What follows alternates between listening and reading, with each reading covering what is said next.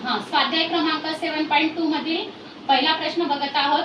4, 9, 16 या रचनेतील पुढील 3 अंक आहेत.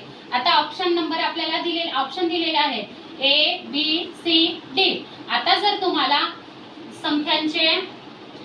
संख्यांचे वर्ग जर माहित असेल तर तुम्हाला या प्रश्नाचं उत्तर न पाहताच येते.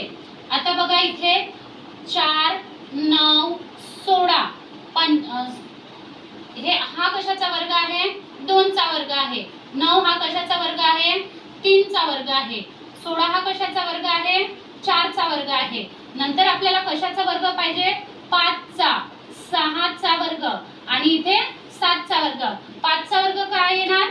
25. 6 चा वर्ग काय येणार? 36 आणि 7 चा वर्ग काय येणार?